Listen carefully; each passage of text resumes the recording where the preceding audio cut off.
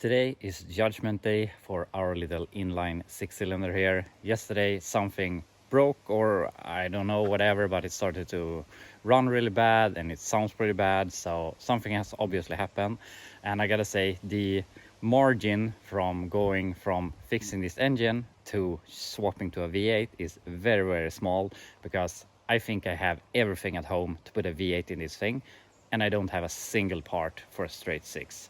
So yeah, we'll see. I'm not gonna give this engine a lot of love before we start swapping to a V8. But yeah, we're gonna go ahead and remove the valve cover, because I believe that we have the problem under there, but I'm not really sure. But we're gonna find that out. So remove the valve cover and see what has happened. We removed the valve cover, and at first glance I couldn't see any problem, but then I realized this. So for some reason this valve has got stuck down, and I mean, I can't really think why that would have happened. I mean, maybe it has seized down there, maybe we can get it free, or maybe it has kissed the piston and it is bent, which obviously isn't good. So I'm gonna see if I can pry that up again, and maybe we can get it to work. But otherwise we probably have an issue that is bigger than I want to fix. So we're gonna see if we can make it move again. I just took my crowbar and applied a minimal amount of pressure, and it just flung back up. And if we look like this, it looks like it is the same height as the other valves. So if we're really lucky, nothing has happened more than, I mean, we have some sludge or something in the valve guide and it managed to get stuck. Hopefully that's all that happened. And I gotta say, I probably drive this thing a lot harder than the people that has had this thing for the last few years.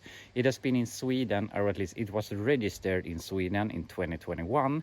It's hard to say how long between getting here to being registered. Something has spent its time, but it has been driven here in Sweden for 4 years. I know it hasn't been driven all that much, and as I drive stuff probably a lot harder than most people would drive a straight 6. I'm not gonna say that I'm punishing the engine, but I put the pedal to the floor, and yeah, I enjoy revving my stuff, and without, I wouldn't say I over revved it. So yeah, I mean, if it's gonna happen, it's bound to happen with me, because I think I drive stuff a little bit harder than the average person.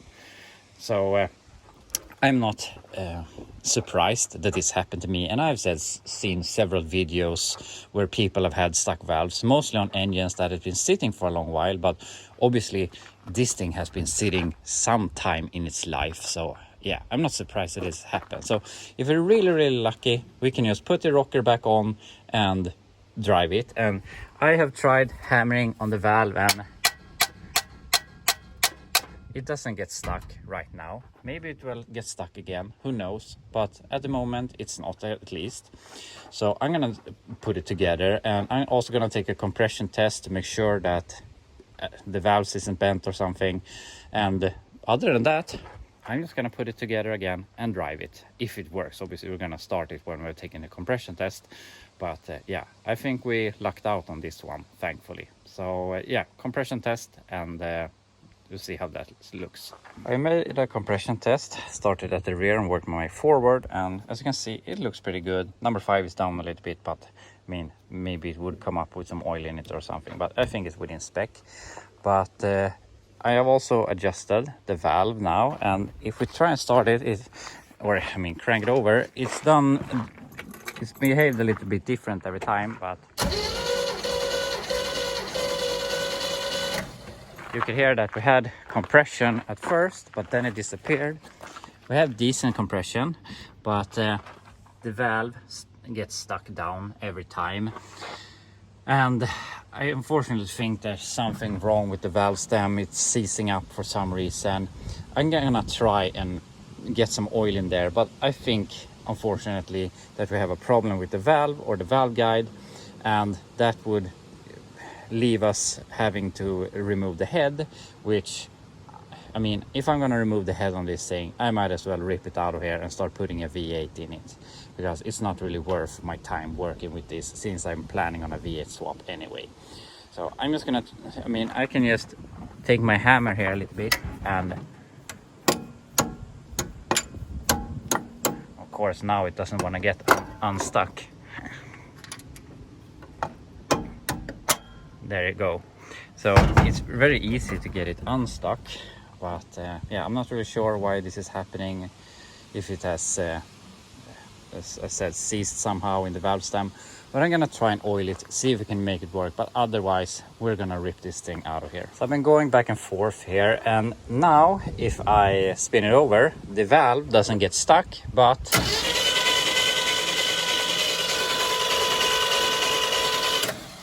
we have zero compression, which I think is weird, because it goes, from what I can see, all the way up. So it should get some compression, and we have it's not on the valve and keeping it open.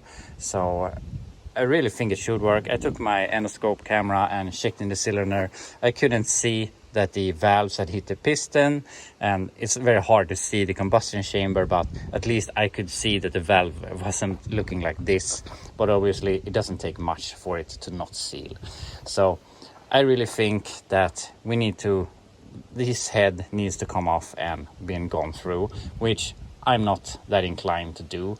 So since it's moving now, and at the moment it doesn't get stuck, I'm gonna put on the valve cover. I'm gonna try and start it, see if we can heat cycle it. Maybe something can get unstuck. I don't think so, but that's just the last resort. And if that doesn't work, this thing is going out of here. I got it back together and I got it started, and obviously it runs like crap, but now we don't have that mechanical noise. So obviously it was because of the rocker.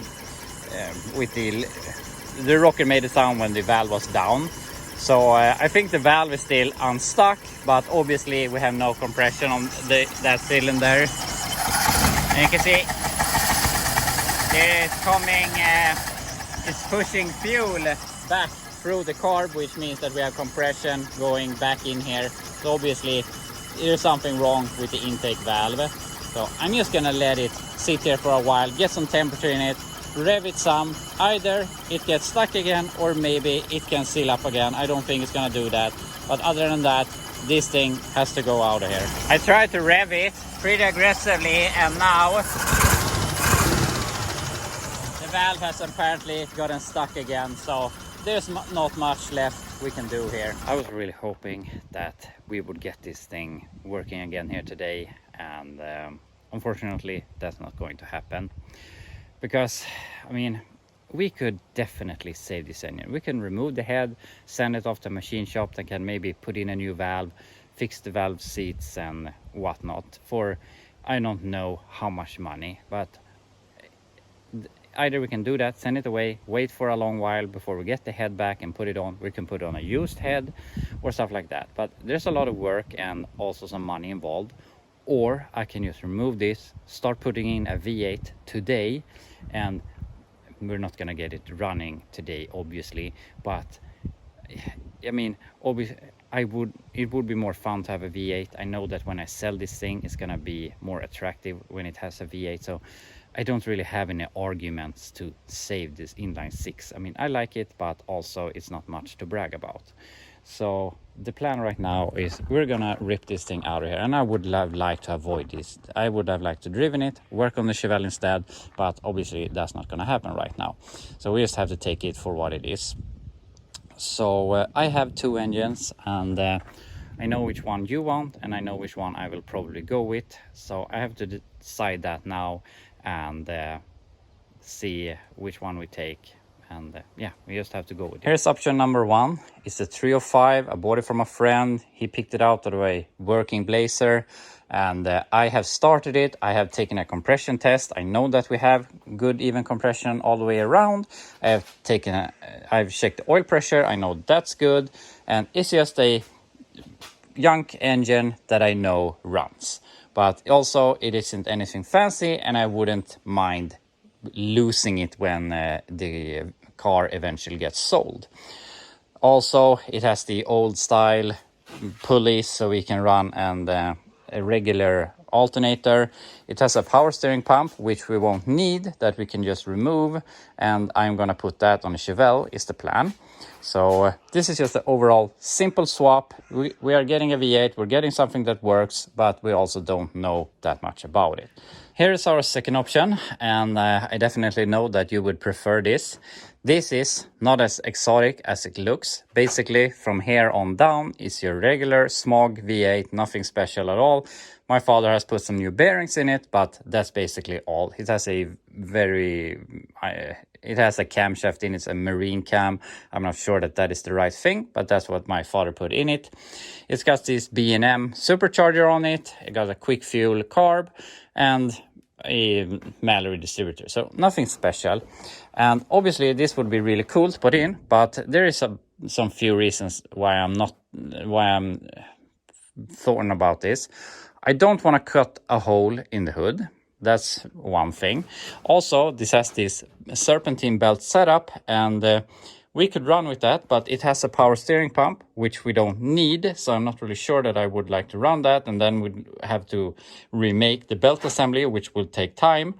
Otherwise, we can go to a regular belt, a V belt, but that would also require a lot of rebuilding and getting this to work with the V belt and all of that. So even though this is just a small block and the other one is just a small block, there's going to be a lot of things that we have to do with this engine that we won't have to do with the 305.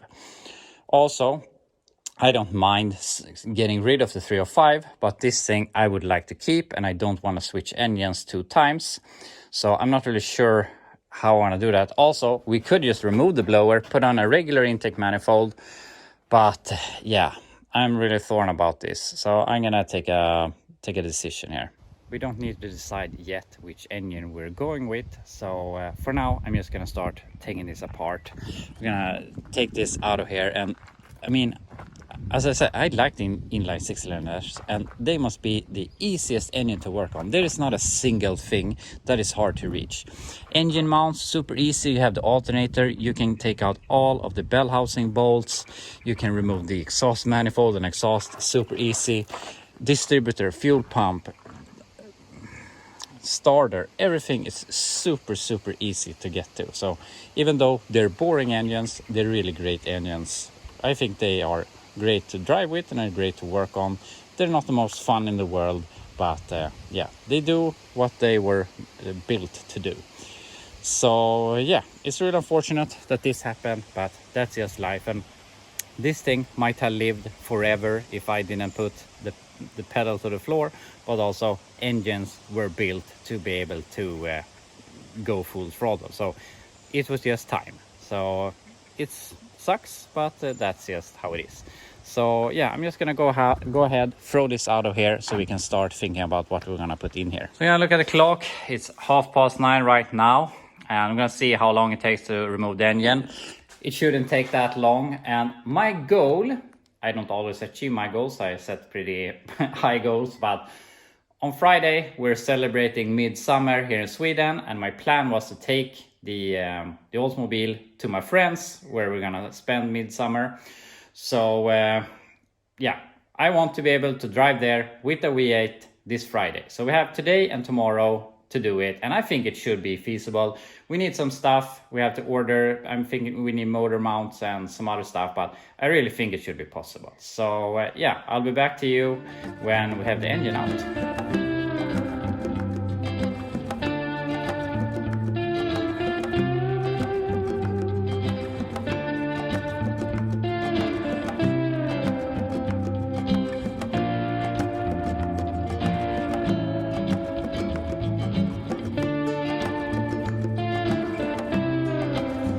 And here's the time, about 45 minutes going from my working drivable car, except the engine was bad, but I mean, I drove it in here, to having the engine out here. And as I said, these are so simple to work on, and you can reach everything.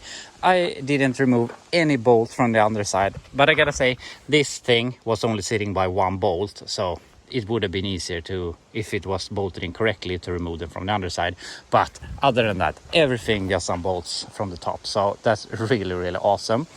So best case scenario, we can use, I'm not sure if they share the flywheel, but hopefully we can rob the flywheel and clutch and everything of this engine, use on the engine that we want to run, and then we can just basically stab it in here.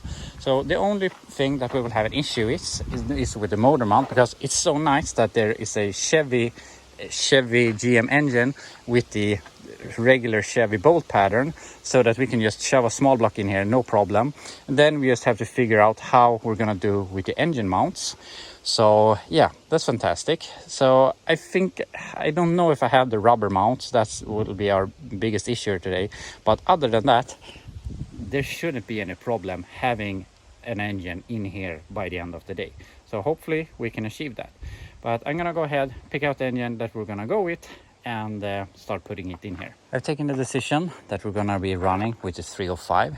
It's a bit boring, but there's a bunch of reasons I wanna go with this. And this, we will save at least 2 days just running this instead of the supercharger. And the supercharged engine, it has never been tested in a vehicle. We don't know how it's going to work with the carb and ignition and everything like that. So I just want to drive this thing, and the 305 is going to give us that. And also, if I want to sell this thing someday, or just come to decide that I want to sell it, I don't have to think that I need to change the engine or remove the supercharger before I can sell it, and I don't want to cut a hole in the hood and stuff like that. So that's the reason we're going with the 305. So to put on that, I have I have the correct style rubber mounts, and I also have these brackets that's supposed to go on the cross member. I have bought those for my 65 Chevelle, but I don't want to, I mean, who cares? We can use them. I can buy new ones. They are reproduced, so it's not all that bad. So those pieces we have to put here on the cross member, remove those rubber mounts because they don't work with the small block. Then we can just put the engine onto there, hopefully just onto the cross member, and then we'll have the engine in no time. And besides that, I did some research, and apparently flywheel, clutch, everything should bolt straight over to that. And also I think that's a 153 teeth ring gear, and we have 168 there, so we can use that starter on that also. So basically the only thing we need to put this engine in there are these that I already have. So that's fantastic. So yeah, we're gonna start putting this thing in, but we need to paint this thing black. We can't have a green engine, that's not going to happen.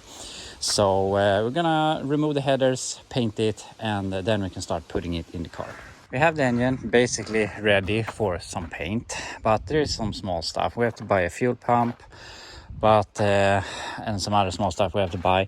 But first I saw that they have used some filler to fix this freeze plug. That's not all that big of an issue. I have freeze plugs, but then I saw that we have some oil leak here, and I tried to tighten this bolt, but it didn't help. And then I looked, and we don't have a single bolt on the sides here. We only have the 4 corners, so obviously someone has removed the pan on this thing. So I'm gonna go ahead and remove the pan again and see if I really would like to get this engine in the car today. We obviously won't be driving it, we need some small stuff, but it would be really nice just to get through and get it in. So we'll see how the gasket looks, and I might just glue it back on with some gasket sealer to be able to put it in. We'll see. But we're gonna drain the oil and remove the pan and see if we can seal it.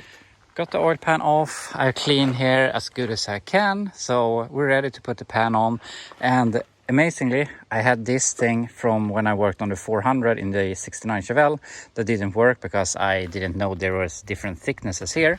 So we can use this. The only thing is I messed up here because that one had the oil dipstick on this side, and yeah, I shouldn't have cut off that, but we can take some RTV here and fill up with some RTV here, and then this should hopefully seal up. So put on that. Then we can paint that thing and rob some parts off of that. Then we can start stabbing it in the car. I thought we might as well put on the flywheel and all of that before we start painting it. So I have put on the flywheel, and we're gonna put on the clutch. And this thing has been leaking oil pretty badly, so the friction disc doesn't look all that nice, but I mean, who cares? We're gonna clean it as good as possible. Then we're just gonna slap it together and call it good. So we're gonna do that, and then we can start painting it. Got everything put together with the flex plate and the friction disc. I put in the pilot bushing, and I've centered everything so that it hopefully will go smoothly into the transmission. So now we only have to paint this thing, and then we can stab it in the car. And I was going to paint it boring black, as I always do, but then I was like, maybe we can do something funnier today. Blue is obviously the second color on this thing. So yeah, we're gonna paint it blue and see how it looks.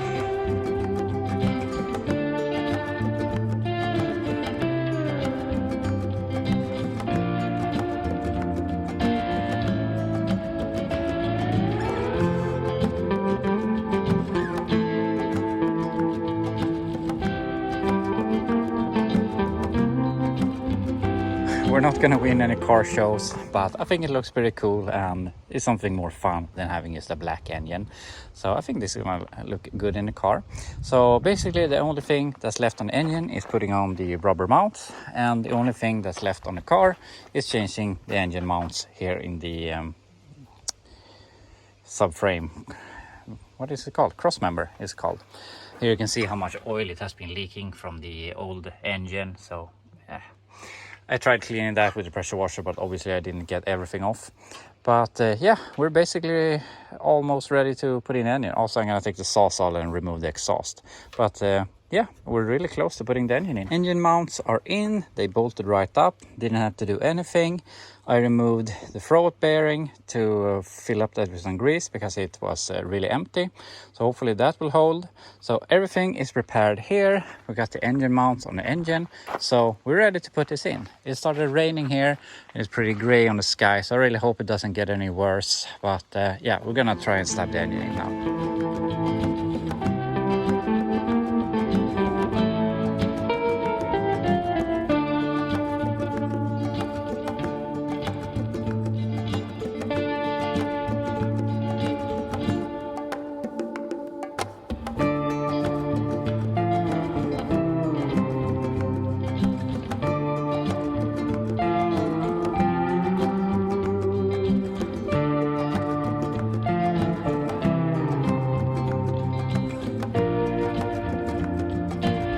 Engine is in, and the only trouble I had was the motor mounts had some extra tabs that were hitting our new motor mounts in the crossmember, so I had to cut them off. But other than that, it just fell right in basically.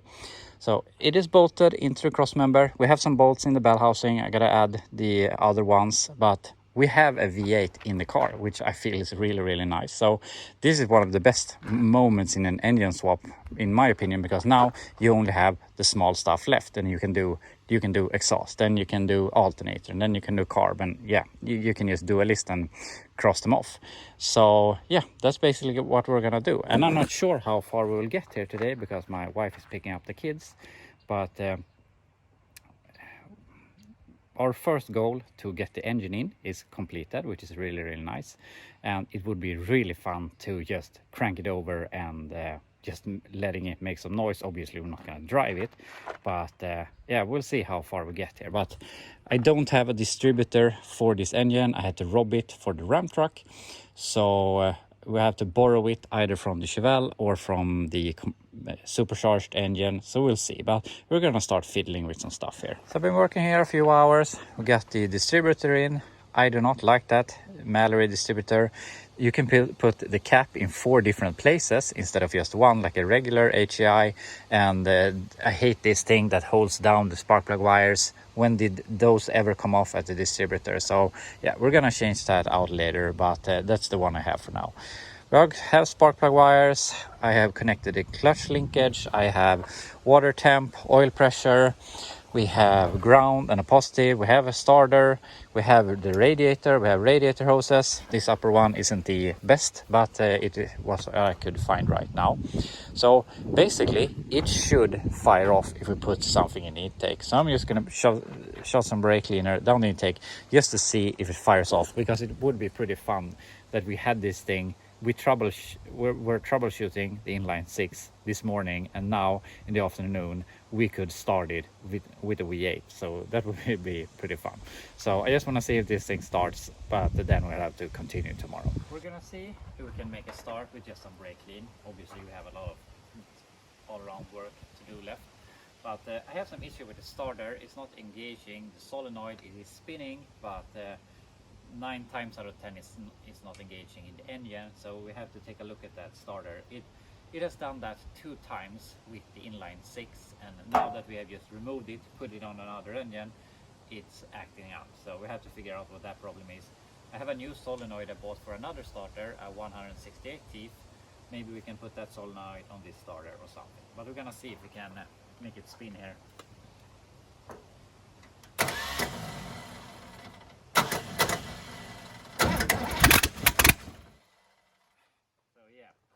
It starts, so that's great.